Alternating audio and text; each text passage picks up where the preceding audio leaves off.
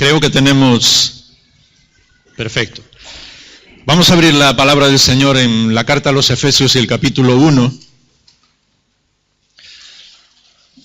Efesios capítulo 1, y mientras lo buscáis, me gustaría hablar de solamente unos pocos minutos en cuanto a lo que tenemos en Cristo, y por eso vamos a la carta a los Efesios. Pero antes de comenzar, porque viene perfectamente la historia, me gustaría contaros una historia que escuché de Rabí Zacarías, uno de los escritores que más admiro. Ilustra perfectamente el mundo en el que estamos viviendo, y yo creo que no solamente el mundo en el que estamos viviendo, sino desgraciadamente también algunas de las cosas que nos pasan a nosotros. Él contaba que alguien del ejército le había dicho una vez que estaban haciendo en Inglaterra unas maniobras, el ejército inglés. Entonces tienes que ponerte en Inglaterra con todo lo que es la cultura de ese país, la tradición, las cosas que se tienen que hacer bien. Bueno, ya estáis todos en Inglaterra durante un momento, ¿no? Entonces habían hecho unas maniobras, parte del ejército en Londres, y por la noche les dejaron un tiempo libre a los soldados para que fueran a dar un paseo por la ciudad. Lo que ocurrió es que alguno de ellos, también con la costumbre allí de que les gusta mucho la cerveza, pues a alguno le gustó demasiado la cerveza esa noche, ya sabéis lo que ocurrió. Y eso unido al lugar y unido a la niebla que había en esa noche tan espesa que no se veía absolutamente nada, dos de los soldados estaban por Londres adelante caminando, un poco alegres, más bien bastante alegres, y ya no sabían ni dónde estaban ni cómo volver al cuartel. Así que no veían a nadie, era noche cerrada con la niebla, no sabían ni en qué ciudades, ni en qué ciudad, ni en qué nada ya por lo que estaba pasando, ni en qué calle estaban. Y de repente, para su desgracia, aparece el comandante en jefe del ejército, el que estaba dirigiendo esas maniobras, imaginaos. Y aparece, y ellos en el estado que estaban, de haber tomado tanta cerveza, no se dieron cuenta de quién era. Así que aquí viene este comandante y ve a dos de sus soldados tambaleándose por el medio de la calle, y uno de ellos le dice: vamos a preguntarle a este señor, a ver. Y uno de los soldados se acerca así medio de lado y le dice: perdone señor, ¿usted sabe dónde estamos? Inmediatamente el comandante en jefe se puso firme, quería fusilarlos con la mirada, y le dijo: ¿ustedes no saben quién soy yo? Y el otro, que no había preguntado, le pone la mano sobre el hombro a su amigo y le dice: mira, vámonos, nosotros no sabemos dónde estamos, él no sabe quién es.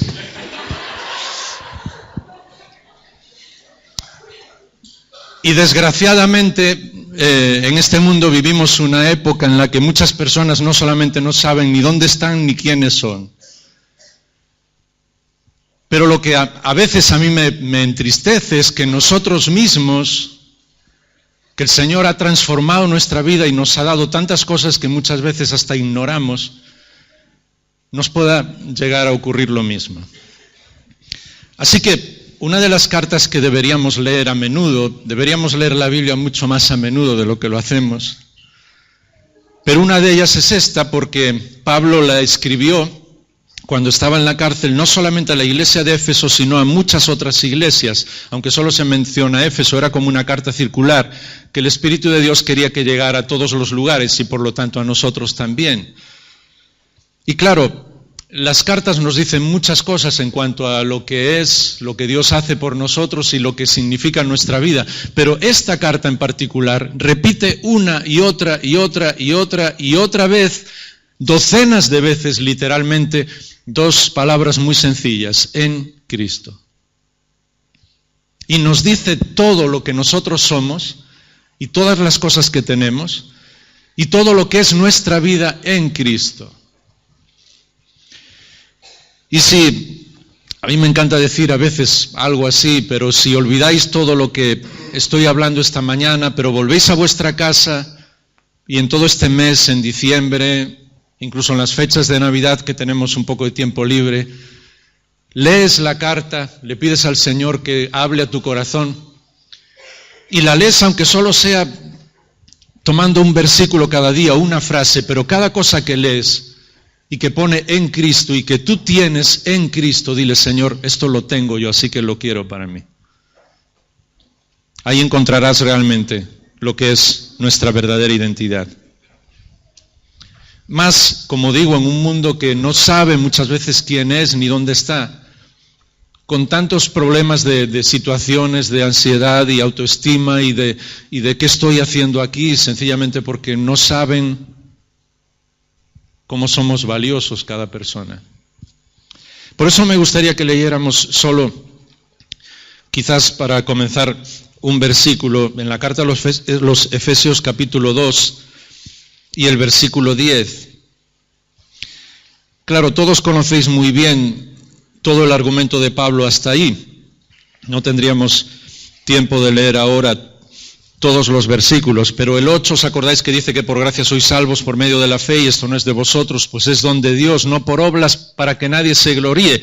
Y entonces te dice el por qué, y de repente dice 2:10, porque somos hechura suya,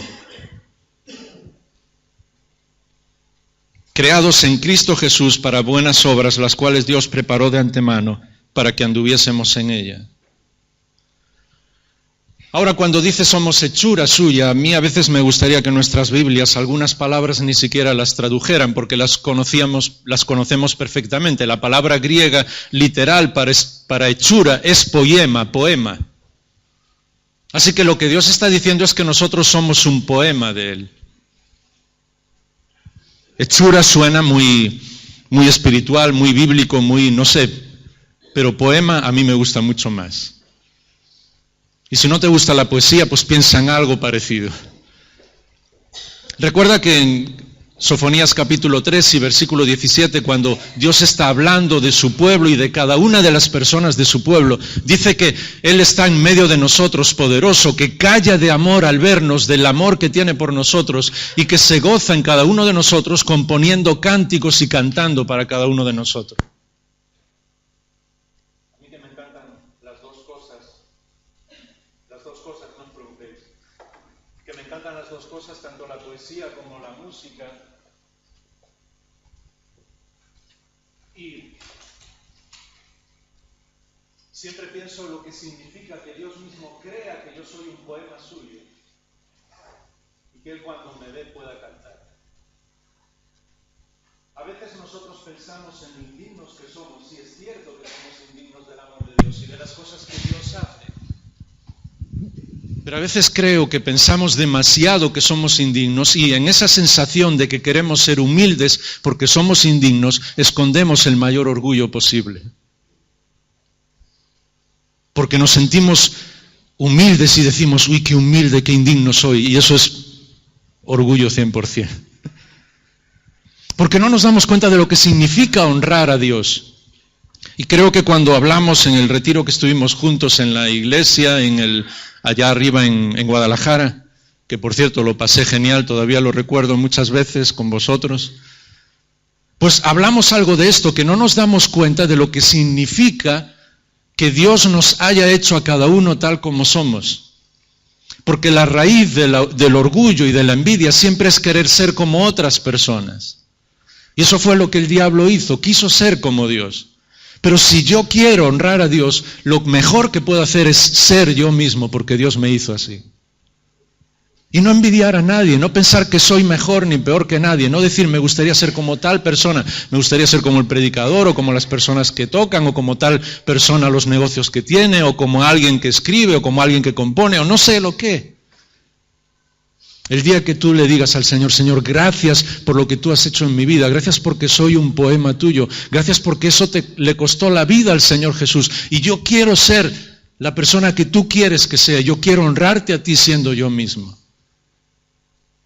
Todo lo que es nuestro orgullo se vendrá al suelo, porque entonces nos daremos cuenta de que lo que somos no depende de lo que somos nosotros, depende del Señor que nos creó. Porque Él llega ahí, después de haber dicho en el capítulo 1, ¿os acordáis? Que Dios nos bendijo con todas las bendiciones espirituales en Cristo Jesús. Y por eso repite una y otra vez, en Cristo. A veces nosotros nos pasamos la vida orando, pidiéndole al Señor cosas, pidiéndole bendiciones. Incluso le decimos, Señor, necesito algo. Y no nos damos cuenta que Él ya nos ha dado absolutamente todo. Él nos bendijo con todas las bendiciones espirituales. Y nosotros muchas veces estamos mendigando cosas. ¿Y sabes por qué no nos damos cuenta? Porque la mayor bendición de todas es la misma presencia de Dios, es estar con Él, vivir con Él, cada día de nuestra vida, cada momento de nuestra vida. Y eso es lo que nos cuesta comprender. ¿Os acordáis también lo que hablábamos? Porque necesitamos recordar algunas cosas de que siempre hablamos de qué es lo más importante en nuestra vida. Siempre poner a Dios en primer lugar. Si hacemos una lista de las cosas en nuestra vida, lo importante es ponerle a Él en primer lugar. Y hay muchas corrientes y muchos libros que te hablan de eso, que la clave en la vida cristiana es poner a Dios en primer lugar. Y yo hace años que aprendí que eso no es la clave. Y si no estás de acuerdo conmigo, no te preocupes, quizás tengas razón. Pero la clave para mí personalmente, cuando Pablo está escribiendo, para mí el vivir es Cristo, ¿qué está diciendo Pablo? Que si tú tienes en tu vida 10, 20, 30, 200 cosas que son importantes, Dios está desde el número 1 hasta el número 200. No hay nada en tu vida en lo que Él no esté. No hay nada que vivas que el Señor Jesús no esté. Y entonces cuando nos damos cuenta que podemos vivir y podemos disfrutar de todo lo que el Señor nos ha dado en cualquier momento de nuestra vida, dentro y fuera de la iglesia, en nuestro trabajo, en nuestra familia, hasta en las enfermedades, cualquier cosa que estemos pasando, el Señor está con nosotros. Y si somos capaces de ver que Él está con nosotros y que Él nos llena de todas las bendiciones espirituales, claro que seguimos sufriendo, pero la vida es diferente. Él nos bendijo con todas las bendiciones espirituales. Incluso cuando se lo decimos a la gente, predicamos el Evangelio diciéndole un día vamos a estar en la presencia de Dios en el cielo y vamos a disfrutar en los cielos nuevos y en la tierra nueva. Y claro que eso es cierto, pero nunca el Señor Jesús habló de la vida eterna en futuro, nunca. Lee todos los Evangelios. Él siempre dijo, el que cree en mí tiene vida eterna. Siempre está hablando en presente. Así que de alguna manera que yo no consigo comprender desde hace cientos de años, porque la primera iglesia no vivía así, aún con todos sus defectos, nosotros estamos pensando en un evangelio que es para una vida futura y no nos damos cuenta que la vida eterna es ya, ahora, que necesitamos disfrutar con el Señor ahora. Claro que un día tendremos un cuerpo transformado, no tendremos enfermedad, no tendremos dolor, no estaremos cansados y eso será la gloria. Pero lo que Dios nos da, nos lo da ahora. Y la relación con el Señor y disfrutar con Él es ahora. Por eso Él dice que nos bendijo con toda bendición espiritual. Y la herencia que Él nos da es impresionante. Dice el versículo 11 del capítulo 1, que en Él hemos tenido herencia, habiendo sido predestinados según el propósito de aquel que obra todas las cosas conforme al consejo de su voluntad. Habla de una herencia que vivimos desde ahora. Y nosotros ni imaginamos lo que esa herencia va a ser. Los cielos nuevos y la tierra nueva. A muchos de nosotros nos encanta esta vida, yo creo que a todos. Yo tuve el privilegio de nacer en Galicia, eso fue un regalo del Señor. Me encantan todos los lugares y me encanta estar con gente de todas partes y en todo el mundo. Pero claro, nuestra tierra es tan verde y con tantas playas y el mar, y a los que nos encanta eso, pues como que estás disfrutando y piensas, esto es un regalo del Señor. Yo supongo que muchos de los que estáis aquí de otros países y del Caribe, hay momentos en que tú te sientas en un lugar y tienes ganas de estar solo ahí, casi sin pensar en nada, disfrutando de lo que estás viendo. ¿Es así o no? Solo me ocurre a mí. Y si Dios, que esta tierra está corrompida por lo que nosotros hemos hecho y por nuestra rebeldía contra Él, mantiene aún esa belleza en lo que vemos aquí, imagínate lo que Él tiene preparado para cuando estemos con Él.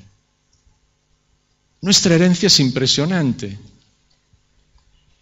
¿Por qué decimos eso? Porque muchas veces estamos atados, agobiados, amargados por cosas de aquí que claro que nos hacen daño, pero perdemos un poco como la visión de lo que Dios nos da, de lo que Él es, de lo que Él está haciendo en nuestra vida y de lo que Él hará en el futuro. Es una herencia, como Pedro escribe en su segunda carta, el capítulo 1, que nadie puede contaminar, que nadie nos puede robar y que no se puede marchitar. Así que no tengas miedo por lo que pueda estar ocurriendo en los cielos o en los cielos de los cielos. Todo está en las manos del Señor y nosotros mismos estamos en las manos del Señor. Pero esa herencia también significa que nosotros somos, y lo dice también esta carta, lo vais a ver cuando la leáis. Yo espero que este reto sea realidad en vuestra vida y la podáis ir leyendo en casa. Dice que somos coherederos con el mismo Señor Jesús.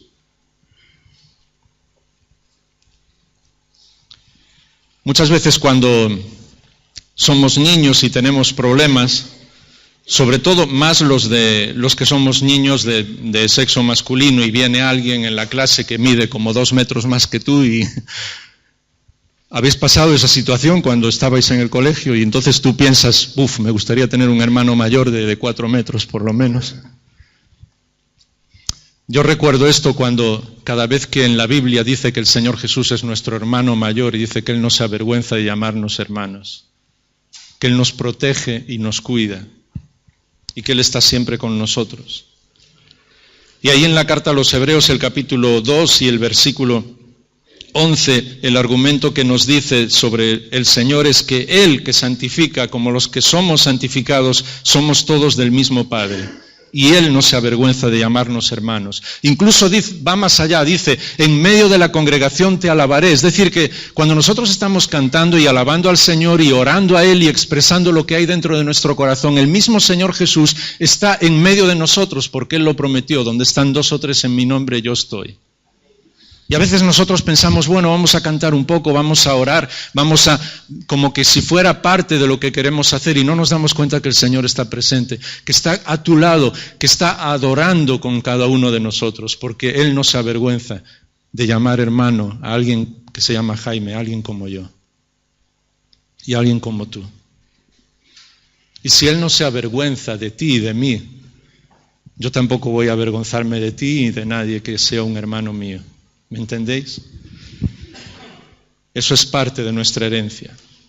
El tiempo se va muy rápido, así que vamos a ir nosotros un poco más rápido también para recordar lo que la carta nos dice. Nos dice en el capítulo 1 y el versículo 4 que vivimos en Él. Dice el versículo 3 y el capítulo 3 y el versículo 12, en Cristo tenemos libertad y acceso a Dios. Nosotros vivimos en Él y Él vive en nosotros. Y en ese mismo capítulo 3, cuando habla en el versículo 16, sí podéis tenerlo abierto, supongo que todos estáis con la Biblia en la carta a los Efesios, el 3:16 dice que conforme a las riquezas de su gloria, el Señor nos conceda ser fortalecidos por el poder de su Espíritu en el hombre interior, de manera que Cristo more por la fe en vuestros corazones y que arraigados y cimentados en amor, seáis capaces de comprender con todos los santos, es decir, lo que estamos haciendo esta mañana, cuál es la anchura, la longitud, la altura y la profundidad, y de conocer el amor de Cristo que sobrepasa el conocimiento, para que seáis llenos hasta la medida de toda la plenitud de Dios. Y entonces Pablo, que está escribiendo esto, inspirado por el Espíritu de Dios, pero lo hace muchísimas veces, y no solo Pablo, sino Pedro y otros escritores, deja de escribir y comienza a adorar a Dios. Porque dice, aquel que es poderoso para hacer las cosas mucho más abundantemente de lo que pedimos o entendemos, a Él sea la gloria por los siglos de los siglos. Y dice amén, y luego sigue escribiendo. Porque hay cosas que tú cuando las escuchas y cuando te das cuenta de lo que Dios dice, tienes que parar y tienes que comenzar a adorar a Dios y tienes que darle gracias y decir, ya seguiré después. ¿O es así o no? ¿O no nos impresiona conocer lo que es la altura, la longitud, la profundidad y la anchura del amor de Dios, de lo que hizo en cada uno de nosotros y de lo que sigue haciendo? ¿O ya no nos impresiona? Pues claro que nos impresiona. Porque Pablo seguía viviendo, y aún en una de sus últimas cartas, en la primera carta a Timoteo, cuando él habla del mensaje del amor de Dios, dice palabra fiel y digna, ¿os acordáis? de ser predicada a todos que Cristo Jesús vino al mundo a salvar a los pecadores, de los cuales yo soy el primero. Y después de haber llenado todo el mundo conocido del Evangelio de Cristo, Pablo sigue diciendo que es el campeón de los pecadores. No de los predicadores, como ya me salía el inconsciente, ¿veis? Sino de los pecadores. Y nosotros sabemos que somos así. Y por eso disfrutamos del amor del Señor, que nos dio vida juntamente con Cristo. ¿Os acordáis? Capítulo 2, versículo 5. En Él nos dio vida juntamente con Cristo porque estábamos muertos. Yo creo que son cosas que casi todos conocéis. Pero solo un paso más adelante, el capítulo 1 y el versículo 3 habla de la gracia que derramó en nosotros para que fuéramos perdonados en Cristo. Vivimos en un mundo que tiene muchísimos problemas con el perdón y sobre todo con el perdón personal. Hay personas que pueden ser capaces de perdonar a todos los demás, pero no a sí mismos. Errores que cometieron en el pasado. Pensamos si aquel día no hubiera hecho tal cosa. A mí siempre me impresiona que la única persona en el universo que tiene memoria eterna, que es nuestro Padre Celestial, se olvida de nuestros pecados. Perdonados. ¿Verdad que tenemos muchas más cosas en Cristo de lo que imaginamos? Llenos de gracia, es el capítulo 2 y el versículo 13. El valor que Dios nos da es infinito. No para que nos sintamos orgullosos y pensamos, mira lo que Dios hizo por mí, sino justo lo contrario. ¿Sabes lo que Él dio por nosotros? Un precio infinito. Su propio Hijo, el Señor Jesús. Así que si Él pagó un precio infinito, es porque Él nos dio un valor infinito. Necesitamos recordar más lo que Dios hace, hizo y hará por nosotros y dejar de mirar tanto a nosotros mismos, ¿o no? Claro que sí. Conocemos la verdad, dice el capítulo 1 y el versículo 9, para que llegáis a conocer el misterio de su voluntad según el beneplácito que se propuso en Él. Es decir, conocer la verdad de una manera personal. Porque a veces nosotros pensamos que conocer la verdad es como conocer toda una serie de detalles, de normas y de formas. Y no nos damos cuenta que se habla de conocer la verdad de una manera personal, como en el Antiguo Testamento esa palabra conocer tiene que ver en hebreo. Un conocimiento íntimo, el mayor conocimiento que puede existir. Porque hasta en eso nuestro propio ambiente alrededor nos arrastra.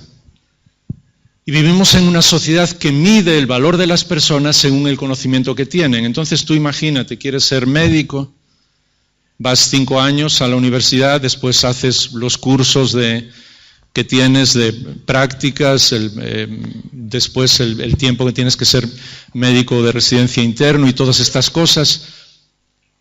Y al final te dan un título de que eres médico por si has pasado adelante todos los conocimientos. Pero nadie te examina si amas a las personas. Eres maestro, lo mismo, pero nadie te examina si amas a los alumnos. Y así podemos ir una tras otra, tras otra. Y muchas veces nosotros caemos en ese riesgo y la Iglesia por cientos de años ha estado cayendo en ese riesgo de conocer muchísimas cosas, incluso muchísima teología, y no es malo, todo lo contrario, siempre tenemos que estudiar más. Pero al final como que tenemos mucho conocimiento, pero ¿realmente amamos lo que sabemos?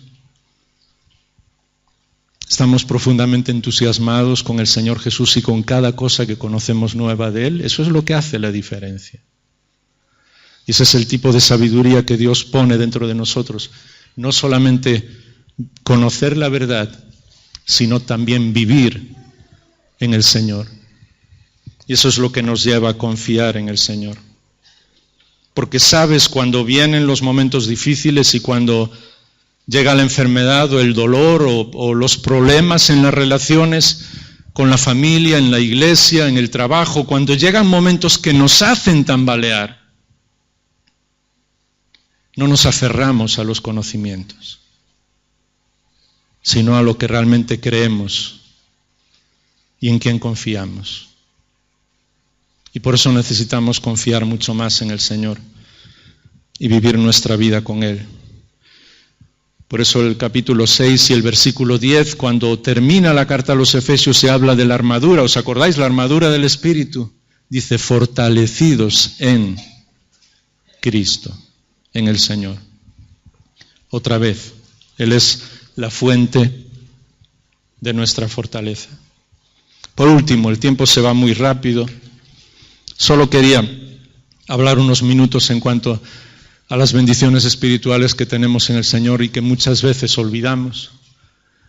Pero yo estoy completamente seguro que Dios os va a ayudar para cuando leáis esta carta con calma, Él vaya tocando vuestro corazón en cada una de las frases y vosotros podéis decirle, gracias Señor por esto que tengo en Cristo. Gracias por esta frase, en Cristo.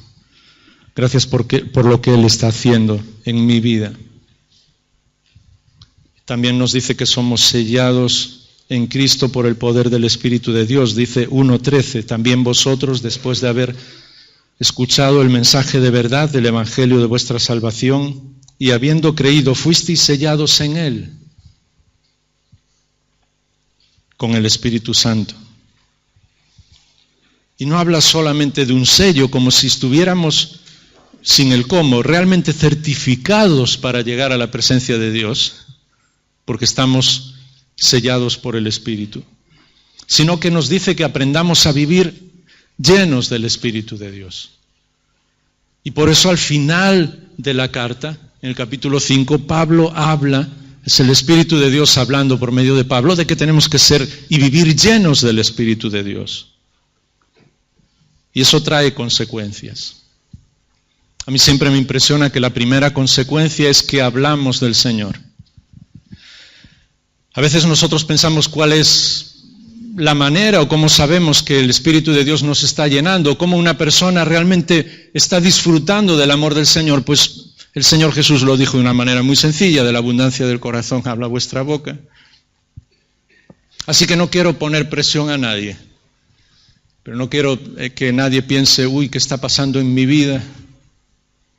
Porque sabes, y entended lo que voy a decir en este contexto. Yo a veces digo cosas un poco raras para que la gente comprenda lo que quiero decir. Entonces, en los últimos años, y personalmente he estado involucrado también en muchos de esos seminarios, de esas reuniones, de esas misiones. Se hacen seminarios sobre evangelización, cómo hablar del Señor, cómo predicar a los demás, cómo poner lo que es la palabra de Dios en alguna conversación. Hay miles de métodos diferentes, todos muy buenos, y pasamos tiempo haciendo seminarios sobre cómo hablar del Señor.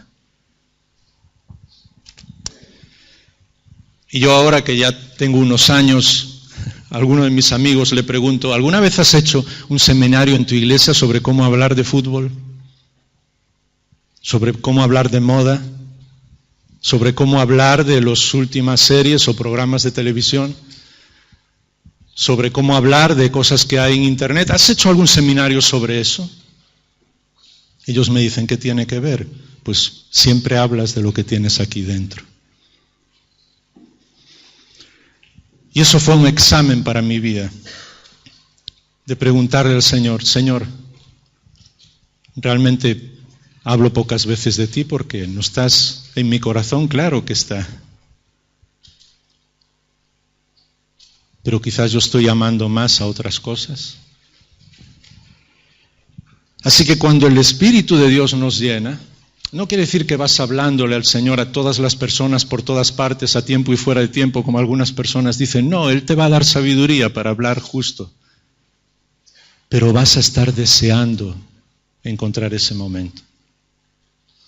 Cuando veas a una persona que está pasando una situación difícil, vas a estar deseando ayudarla, deseando abrazarla, porque es el mismo Espíritu de Dios que te dice, yo voy a usarte para que esa persona pueda conocer algo diferente, para que pueda ver la vida que hay en medio de ti, dentro de ti.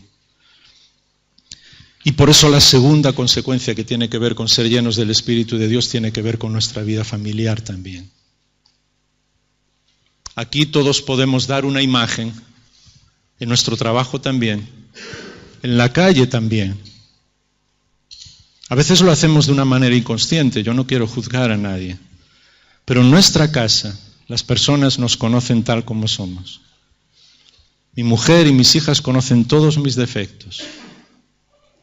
Así que si soy lleno del Espíritu de Dios, el primer lugar donde todos lo van a ver es en mi casa.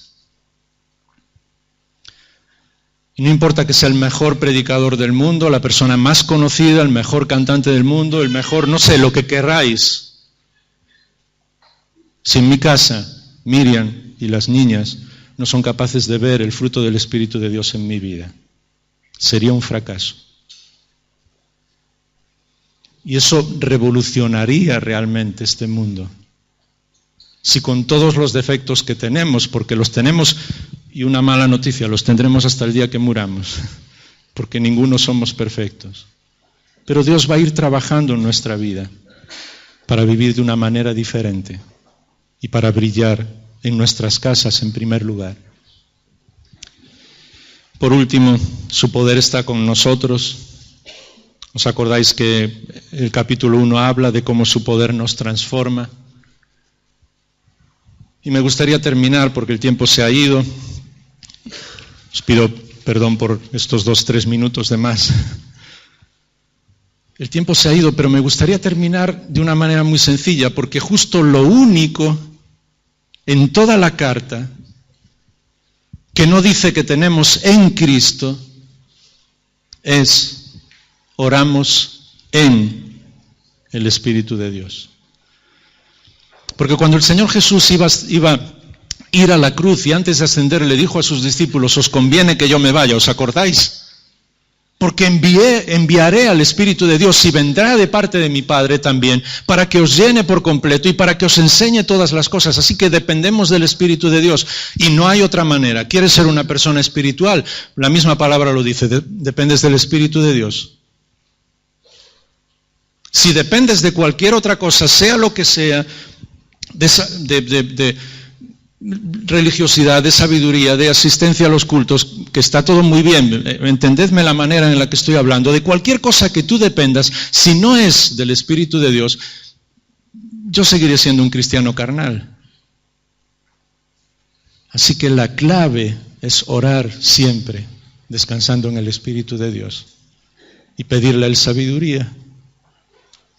Porque Él gime cuando nosotros ni sabemos qué decir. Y muchas veces la gente me dice: es que no tengo ganas de orar y me siento y no sé qué decir, y es como si sintiera que no puedo decir nada. Y yo le digo: pues ese sentir que casi no puedes decir nada es el mismo Espíritu que está dentro de ti diciendo: pues yo estoy aquí, habla, di lo que tengas. Y si le dices: Padre, es que estoy tan mal que no sé decir nada, pues Él mismo escucha esa oración. Porque Él conoce lo que hay dentro de mi corazón y dentro del corazón tuyo. Así que no lo espiritualices, no pienses que tienes que ser la persona más perfecta o más espiritual del mundo. Ponte delante del Señor, pídele ayuda al Espíritu de Dios y sencillamente cuéntale todo lo que pasa. Así. Y entonces vivimos en el Espíritu de Dios. Y Él nos ayuda y nos va moldeando y va trabajando en la vida de cada uno de nosotros justo en lo que necesitamos. Y nos dice, porque es una persona impresionante: Jaime, pues tú eres muy bueno en esto y en esto, pero sabes, en esto estás fallando porque no te dejas controlar. Y nos lo dice a cada uno de nosotros, pero nos lo dice de una manera tan tierna y tan absolutamente adorable que hasta te sientes bien cuando Dios te habla así. Dices: pues sí, tienes razón, papá, porque nuestro Padre del cielo. Tienes que trabajar en eso porque no voy muy bien por ahí, de esa manera. Y Él lo hace. Así que tenemos que aprender a descansar en el Espíritu de Dios y pedirle ayuda y sabiduría. Así que la manera de terminar, a veces, en otras ocasiones, incluso en el retiro, yo recuerdo que podíamos orar juntos, pero a mí me gustaría, ya que el fruto del Espíritu se ve también en lo que es la unidad y el poder estar juntos, que termináramos, si me dais esos 2-3 minutos hasta que venga el final, orando juntos. Así que con quien estás al lado, y si no tienes con alguien de adelante, 2-3 personas, vamos a aplicar lo que estamos diciendo. Y yo sé que hay muchas cosas por las que tenemos que orar. Pero si puedes, hoy simplemente dile: Señor, gracias porque tú me has dado todas las bendiciones espirituales y ábreme los ojos para que las pueda ir viendo, porque necesito verlas, necesito vivir de otra manera. Las circunstancias, los sufrimientos, los problemas no van a cambiar, pero nuestra vida sí. Así que necesitamos vivir de otra manera. Y a lo mejor alguna de las cosas que hay en tu vida, Dios sí las va a cambiar también. Él tiene todo el poder para hacerlo. Pero verdad que es bueno que terminemos orando unos por otros y con los otros. Señor, abre mis ojos. Quiero vivir de esa manera. Y quiero ver, y poco a poco, que vayas llenando mi vida con todas esas bendiciones.